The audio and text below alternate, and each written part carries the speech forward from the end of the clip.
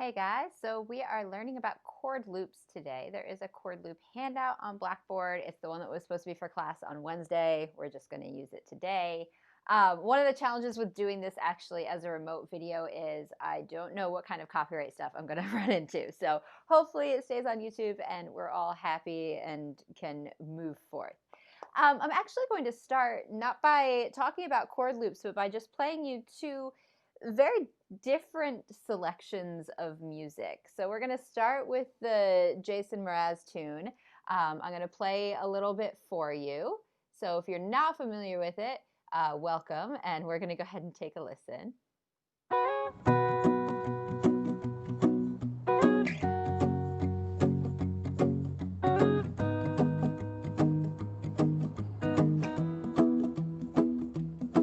Well, you done me and you bet I felt it. I tried to beat you, but you're so hot that I melted. I fell right through the cracks. Now I'm trying to get back. Before the cool done run out, I'll be giving it my bestest. And nothing's gonna stop me but divine intervention. I reckon it's again my turn to win some or learn some, but I won't hesitate no more, no more. It cannot wait. I'm yours. Okay, so that's number one. And now we're going to listen to a vastly different piece. Here we go. On the first page of a story, the future seemed so bright. Then this thing turned out so evil. I don't know why I'm still surprised. Even angels had their wicked schemes, and you take that to new extremes. But you'll always be my hero, even though you've lost your mind. Okay, now why did I choose those two particular songs? And what are we going to be talking about with them? They are obviously very different on a ton of levels in terms of tempo, orchestration, what the text is talking about. Very, very different pieces. But they have one specific thing in common that I want to highlight, and that is the repeated use of a 4-chord pattern. We're going to start with the Jason Mraz example. And if you look at those first 4 harmonies, so we've got B, F sharp, G sharp minor, and E, they underscore the verse, its repetition, obviously, and also the chorus and its repetition. And in fact, it goes through the entire song. So we have this 4-chord structure that just underlies the entire piece. B major, F sharp major, G sharp minor, E major. That's it for the entire tune. Now, if we look down at Love the Way You Lie, this is spelled out really kindly for you per system. So the verse uses this 4-chord pattern of G minor, E flat major, B flat major, F major. And then the pre-chorus uses that same exact pattern 2 times through. Exact same harmonic rhythm and exact same harmonies. G minor, E flat major, B flat major, F major. Now,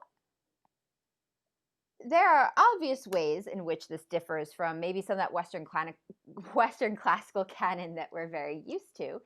One of the things that sort of that we really rely on in Western classical music is harmonic trajectory, harmonic motion. We're used to directed movement away from tonic and then back to tonic. what we're seeing here with these tunes is not a directed harmonic line from point A to point B. Instead, it is just a repeated cycle, a repeated loop through, in both of these cases, 4 harmonies. Now, there are key signatures to both of these songs. But one of the things that becomes interesting then, let's look at this first one. So B major is the notated key signature for this Jason Mraz tune, or G sharp minor. It's got 5 sharps. It starts on B major, so that might be, for a lot of us, an indicator that, okay, cool, it's in B major. However, let's go ahead and put Roman numerals on this. So if we're saying we're in B, we would call this 1. F sharp major is our 5. G sharp minor then is our 6. And E major gives us our 4 chord. Now, because this is a loop, then of course we go back to B major after the E major chord. Now, if you remember from like week 3, maybe 4, when we talked about harmonic function, one of the things we said, especially when we introduced the predominant a few weeks later, is that predominance, so that's your 2 chord and your 4 chord and sometimes your 6 chord, they have to go to the dominant. They can't go directly to tonic. But here we have an instance where that 4 chord is going to loop back around and go directly to B major. It's going to go directly back to the 1 chord. So the idea of kind of harmonic function is now blurry. We get 1 to 5 at the very beginning, and then 6, and then 4, and then back to 1. So the idea of departure from and return to tonic is a little bit fuzzier now with this particular loop of chords that we're seeing. Now, I think that if we were in class, I would have asked you all in the chat how you perceive this song. Do you perceive it as in major or in minor? And my guess is that 99% of you would have said that you perceive it to be in a major key. And I think that is an accurate perception. What is interesting is that if we look at the phrase itself, so here we are. Here's B major. Da, da, da, da, da, da, da, da, da. Here's G sharp minor. Da, da, da, da, da. And then this becomes kind of our cadential moment. So the melody, we're over this E major triad, right? 4, 3, 2 is what the melody does. So that scale degree 2 over the E major triad, it's not a chord tone to E major.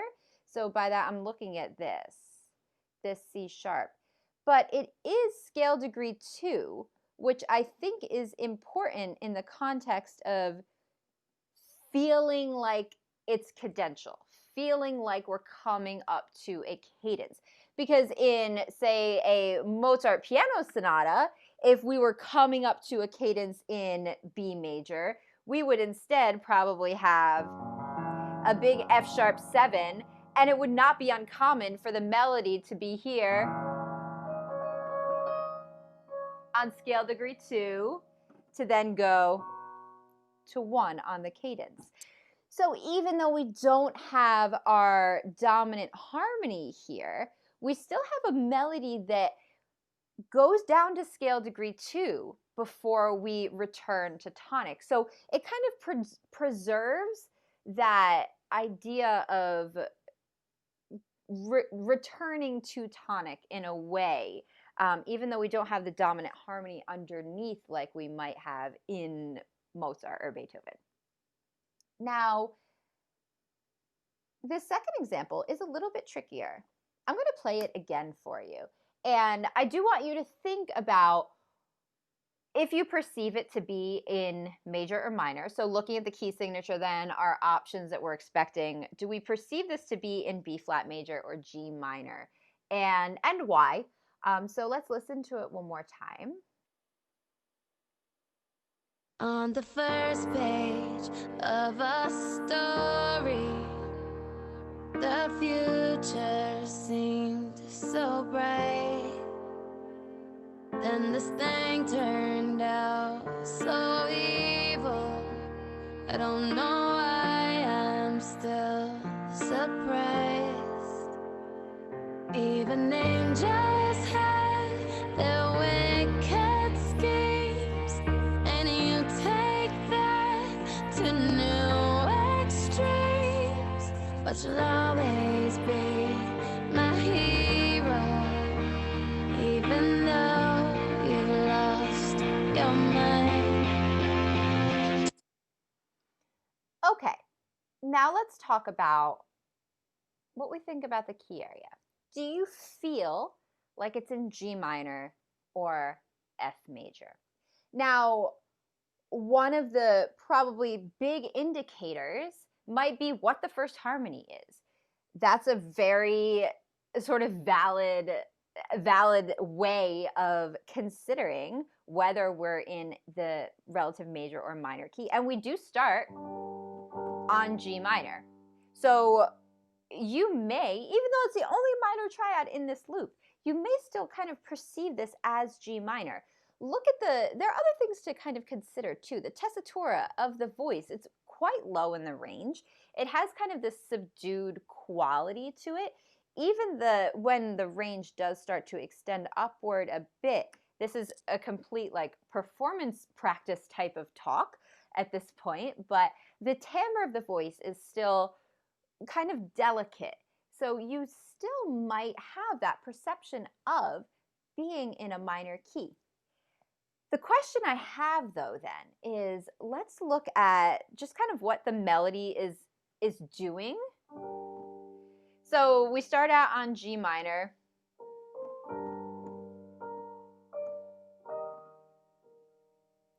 So there's our E flat.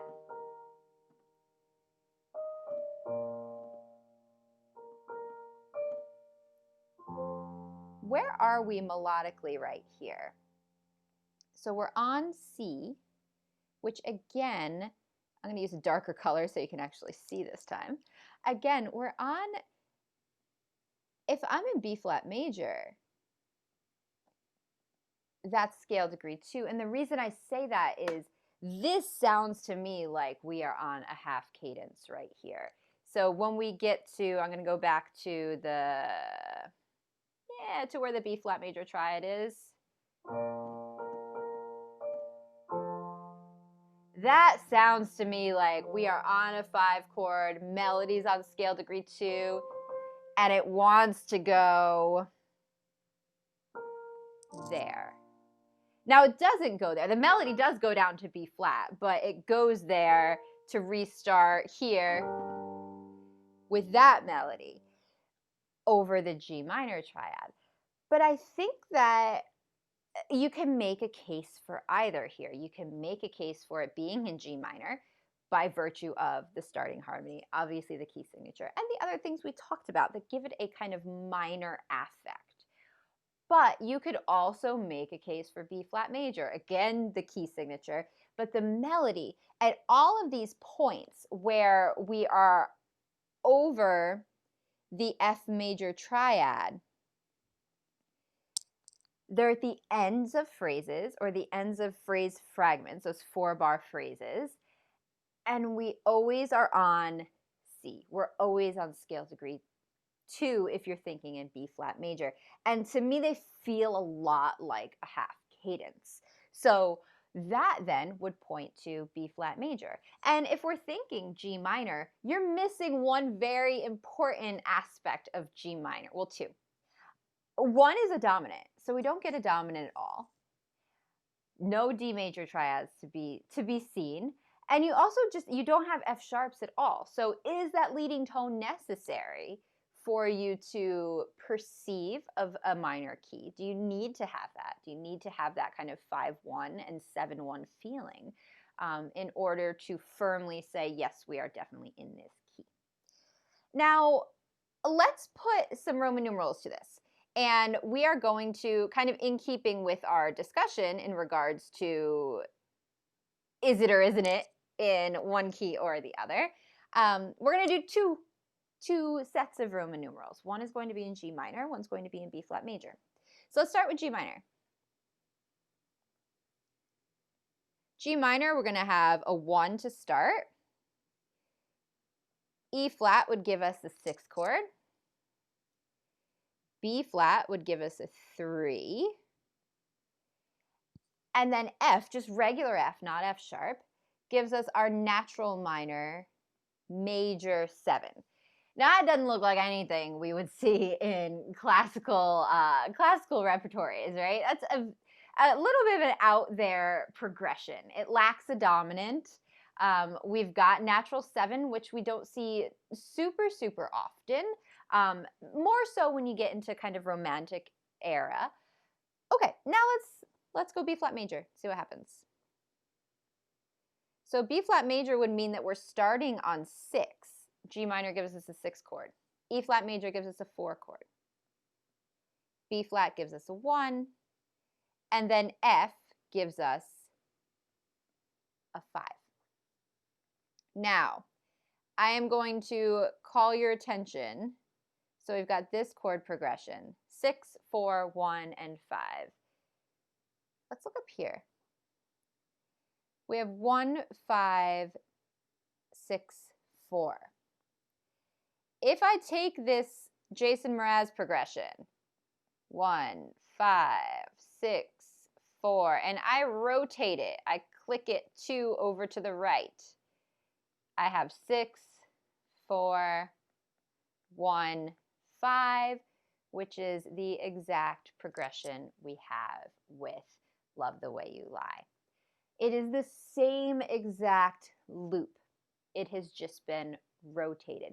And by rotating it, by starting on the 6th chord, if we want to think of it in a major key, we can introduce this tonal ambiguity. Now we're not sure. Are we in a major key? Are we in a minor key? There are great arguments for both. But we're still using the same 4 harmonies in a loop. We have just altered where we start and end that loop. Which brings us to the second page of your handout, which is just kind of prose discussion of what, in fact, a chord loop even is. I've mentioned most of this already, so I'm not going to kind of belabor it. Chord loops are literal loops of chords. Generally, most commonly, they are about 4 chords long. So 4 chord loops fit really nicely under 4-bar phrases. So they tend to be kind of the most prolific. You can have shorter ones. You can have 2 chord ones. And you'll see that sometimes in rock music where you just kind of pop between 2 different chords over and over. 4 chord loops are kind of the primary example. You can have 2 kinds of loops. So you can have a closed loop or an open loop. A closed loop begins and ends on tonic. So a closed loop will start and end on 1. This Rolling Stones example is a great one.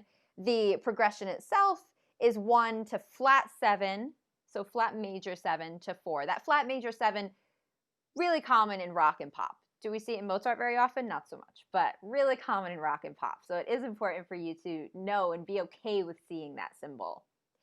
So this loop from Sympathy for the Devil is a closed loop because it starts and ends on tonic. Now, what we saw in both of our examples earlier and what we often sing is something called an open loop. An open loop can begin and or end on things other than tonic. So we see this, another Police song. I already accosted you with another one in 2 different videos earlier. Another Police song, we start on 1 and then we end the loop on 4. So minor key 1 to 4. We could have a great discussion on whether this one is major or minor too, but I will save that for a rainy day of sorts. But the important thing is this loop does not end on 1. So since it does not end on 1, it is what we would call an open loop. Open loops are super, super common. I do, just in my experience, they are more common than closed loops. Tonal ambiguity. This is what we are talking about with the 2 examples on the first page. We don't have cadences per se in a lot of these loops. We don't get the sense of trajectory of motion. And because of that, they can make our sense of tonic a little wishy-washy. Then we have to rely on other factors, and that's when it gets really fun. So then you've got to start thinking about rhythm and melody, and even with the Rihanna example, I talked a little bit about tessitura, vocal range, timbre of the voice, things like tempo. There are tons of factors that we can invoke to inform our discussion and decision of major versus minor, or what the key is point blank. And the reason I say what the key is because sometimes you have a loop that is entirely in a major key, but you just don't know quite which key it is. Sweet Home Alabama by Leonard Skinner, that's a 3-chord loop. And you could make an argument towards 2 different keys in that loop. So it's not always relative major versus relative minor. Sometimes it's just what darn key is it?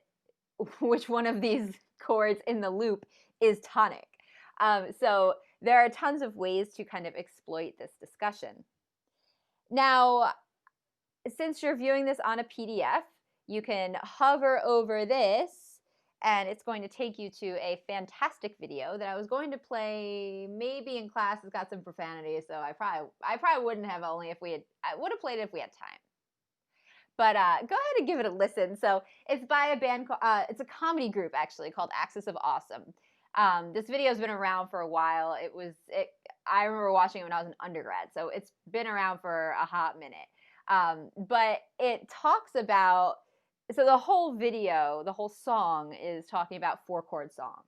And it's basically poking fun to some degree at all of these pop songs that use the same chord loop.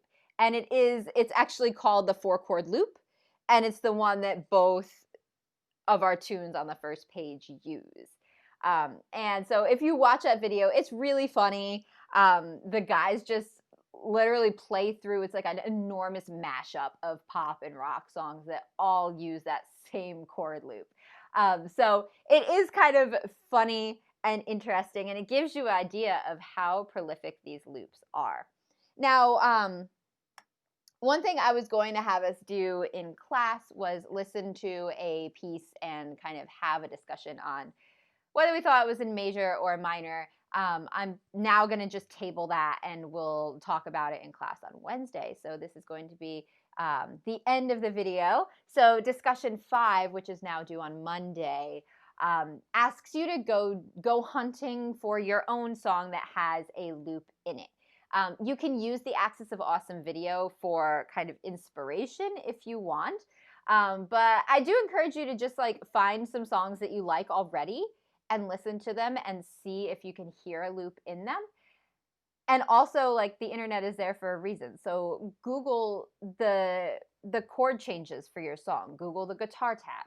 See if it is an actual loop. So a repeated presentation of the same 4 or so chords. I talked about this with lead sheets. I'll talk about it now. Don't believe everything you see on the internet. So the guitar tab that you find or the chords that you find may not be entirely accurate. So you really have to be sure that what you're seeing is matching what you're hearing. So work your ears a little bit too. Listen, see if you can sing along to the bass line, or pick out the harmonies on your instrument or on a keyboard, and make sure that the tab you're looking at matches the song you're hearing. But discussion 5, I'm going to ask you to link me to a tune and ask you to talk about the chord loop a little bit. in terms of if it's closed or open, if it introduces any kind of tonal ambiguity. And then I'm sending you to a website to play around with a chord loop generator to actually plug your loop in and see what other songs have that same loop in that key or another key. And just sort of do a little bit of comparison. So that's your introduction to chord loops. We are going to continue with this and with harmony in pop and rock, just generally speaking, in class on Wednesday. Thanks for your flexibility with class yesterday. I hope everyone's doing well and have a wonderful weekend. I will see you guys in a couple days.